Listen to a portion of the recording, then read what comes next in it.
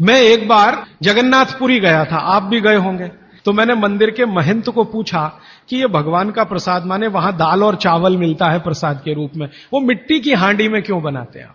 तो उसने एक ही वाक्य कहा, मिट्टी पवित्र होती है। लेकिन वो जो नहीं कह पाया महंत, वो आपको मैं कहना चाहता हूं कि मिट्टी न सिर्फ पवित्र होती है, बल्कि मिट्टी सबसे ज्यादा वैज्ञानिक होती है। क्योंकि हमारा शरीर मिट्टी से बना है। हम जब मरते हैं ना और शरीर को जला देते हैं तो 20 ग्राम मिट्टी में बदल जाता है पूरा शरीर। और इस राख का मैंने विश्लेषण करवाया एक लेबोरेटरी में, तो उसमें कैल्शियम निकलता है, फास्फोरस निकलता है, आयरन निकलता है, जिंक निकलता है, सल्फर निकलता है, 18 माइक्रो न्यूट्रिएंट्स निकलते हैं मरे हुए आदमी की राख में। ये सब वही माइक्रो न्यूट्रिएंट्स हैं जो मिट्टी में है। तो वो महंत कहता है कि मिट्टी पवित्र है, इसलिए हम मिट्टी के बर्तन में ही दाल पकाते हैं, भगवान को पवित्र चीज ही देते हैं, अपवित्र चीज भगवान को नहीं दे सकते। वो बहुत वैज्ञानिक स्टेटमेंट है, बस इतना ही है कि वो उसको एक्सप्लेन नहीं कर सकता। अच्छा, मैं वो दाल ले आया और भुवनेश्वर लेके गया, पुरी से भुवनेश्वर। भुवनेश्वर में CSIR का एक लेबोरेटरी है, council of science and industrial research का लेबोरेटरी है, जिसको रीजनल रिसर्च लेबोरेटरी कहते हैं। तो वहां ले गया, कुछ वैज्ञानिकों से कहा ये दाल है, उन्होंने कहा हाँ ये पुरी की दाल है। मैंने कहा इसका विश्लेषण करना है, इस दाल में क्या है? तो उन्होंने कहा हमारे पास पूरे इंस्ट्रूमेंट नहीं है, हमारे पास जो जो चाहिए वो नहीं है, आप दिल्ली ले जाओ तो बेहतर है। तो मैंने कहा दिल्ली ले गया तो खराब तो नहीं होगी? उन्होंने कहा नहीं होगी, क्योंकि ये मिट्टी में बनी है। तो पहली बार मुझे समझ में आया मिट्टी में बनी है तो खराब नहीं होगी। तो मैं ले गया दिल्ली तक, सच में ले गया। और भुवनेश्वर से दिल्ली पहुंचने में आप जानते हैं करीब करीब 36 घंटे से ज्यादा लगता है। दिल्ली में दिया, कुछ वैज्ञानिकों ने उस पर काम किया और उनका जो रिजल्ट है, जो रिसर्च है, जो रिपोर्ट है, वो ये है कि इस दाल में एक भी माइक्रो न्यूट्रिएंट कम नहीं हुआ पकाने के बाद भी। तो प्रेशर कुकर की दाल को जब उन्होंने रिसर्च करके देखा तो उन्होंने कहा इसमें माइक्रो न्यूट्रिएंट्स बहुत ही कम है।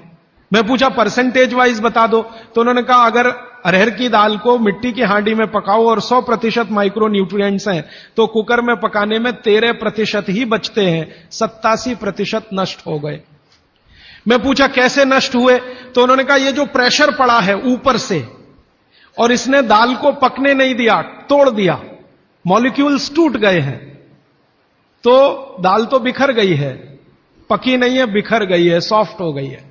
तो खाने में हमको ऐसा लग रहा है कि ये पका हुआ खा रहे हैं, लेकिन वास्तव में वो नहीं है।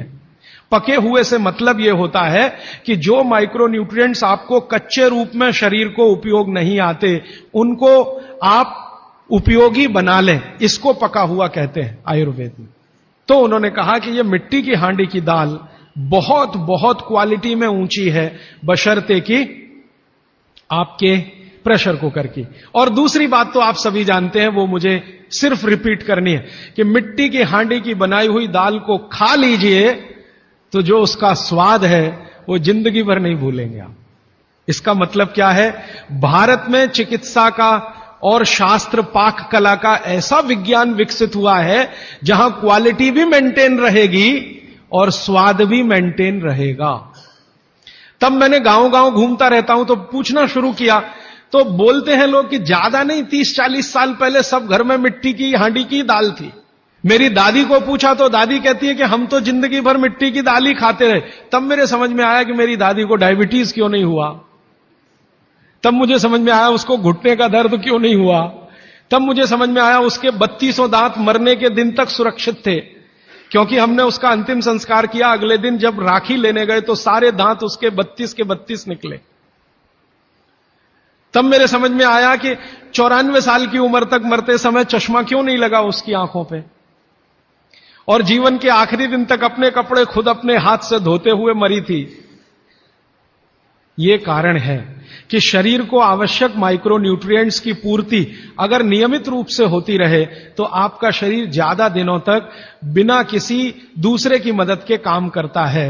तो माइक्रो न्यूट्रिएंट्स पूरा सप्लाई मिला दाल में, जो खाई थी उसने मिट्टी की हांडी में पका पका के। और न सिर्फ दाल पकाती थी वो मिट्टी की हांडी में, बल्कि दूध भी मिट्टी की हांडी में पकाती थी। घी भी मिट्टी की हांडी से ही निकालती थी, दही का मट्ठा भी मिट्टी की हांडी में ही बनता था। अब मेरे समझ में आया कि हजारों साल से मिट्टी के बर्तन क्यों इस देश में आए। हम भी एल्यूमिनियम बना सकते थे। हिंदुस्तान में बॉक्साइट के खजाने भरे पड़े हैं। कर्नाटक बहुत बड़ा भंडार, तमिलनाडु, आंध्र प्रदेश बॉक्साइट के बड़े भंडार हैं। हम भी बना सकते थे, अगर बॉक्साइट है तो एल्यूमिनियम बनाना कोई मुश्किल काम नहीं है। लेकिन हमने नहीं बनाया क्योंकि उसकी जरूरत नहीं थी। इसलिए कुम्हारों की एक पूरी की पूरी जमात इस देश में खड़ी की गई कि तुमको भैया मिट्टी के ही बर्तन बनाने हैं। माने तुमसे बड़ा वैज्ञानिक कौन। अब ये कुम्हार जो इतने बड़े वैज्ञानिक हैं इस देश के, जो मिट्टी के बर्तन बनाकर हजारों साल से दे रहे हैं हमारे स्वास्थ्य की रक्षा करने के लिए, हमने उनको नीची जाति बना दिया। हम कैसे मूर्ख लोग, ये ऊंचा नीचा हमने डाल दिया इस देश में, इसी ने देश का सत्यानाश कर दिया। अगर प्रेशर कुकर की कंपनी जो बना रही है प्रेशर कुकर वो ऊंचा आदमी है, तो ये कुम्हार नीचा कैसे हो गया। जो सबसे बड़ा वैज्ञानिक काम कर रहा है, मिट्टी के बर्तन बना बनाकर आपके माइक्रो न्यूट्रिएंट्स को, आपके सूक्ष्म पोषक तत्वों को कम नहीं होने देने के लिए मिट्टी का सिलेक्शन करता है। वो आपको मालूम है, हर एक मिट्टी से बर्तन नहीं बनते। एक खास तरह की मिट्टी है वही बर्तन बनाने में काम आती है, और एक खास तरह की मिट्टी है जो हांडी बनाती है। दूसरे खास तरह की मिट्टी में कुल्हड़ बनता है, तीसरे खास तरह की मिट्टी में कुछ और बनता है। ये मिट्टी को पहचानना कि इसमें कैल्शियम ज्यादा, इसमें मैग्नीशियम ज्यादा, इसलिए हांडी इससे बनाओ, और इसमें कैल्शियम मैग्नीशियम कम है इसलिए इसका कुल्हड़ बनाओ, ये तो बहुत बहुत बारीक और विज्ञान का काम है। ये सब कुम्हार कर रहे हैं, हजारों साल से कर रहे हैं, बिना किसी यूनिवर्सिटी में पढ़े हुए कर रहे हैं। तो हमें तो वंदन करना चाहिए, उनके सामने नतमस्तक होना चाहिए। कितने महान लोग हैं। दुर्भाग्य से सरकार की कैटेगरी में वो बैकवर्ड क्लास में आते हैं। और सबसे मजे की बात कि ये हांडी जब खत्म होगी, माने इसकी लाइफ पूरी हो जाएगी, तो ये हांडी फिर मिट्टी में मिल जाएगी और फिर वही मिट्टी से हांडी बन जाएगी। दुनिया में ऐसी कोई वस्तु नहीं है। प्रेशर कुकर के बारे में तो नहीं कह सकते आप, बायोडिग्रेडेबल है। तो आप भी कर लीजिए ये काम, प्रेशर कुकर निकालिए, मिट्टी की हांडी ले आइए। तो आप कहेंगे जी दाल देर में पकेगी, सिद्धांत ही वही है दाल का, तो जो देर में खेत में पकी है वो देर में घर में भी पकेगी।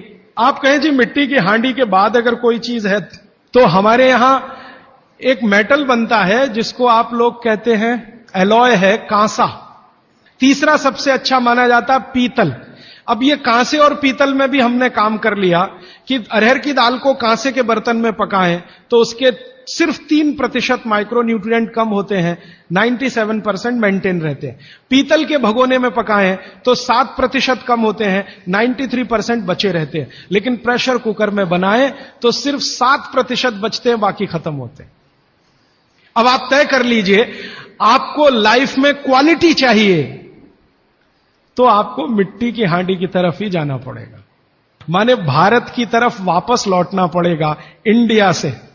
अभी हम हैं इंडिया में, जो बनाया अंग्रेजों ने या बना दिया अमरीकियों ने, इस इंडिया से निकल के भारत की यात्रा करनी पड़ेगी। और मैंने पिछले 1-2 वर्षों में ये बातें गांव गांव में कहना शुरू किया है, तो इसका परिणाम पता है क्या, कि कुम्हारों की इज्जत बढ़ गई है गांव में।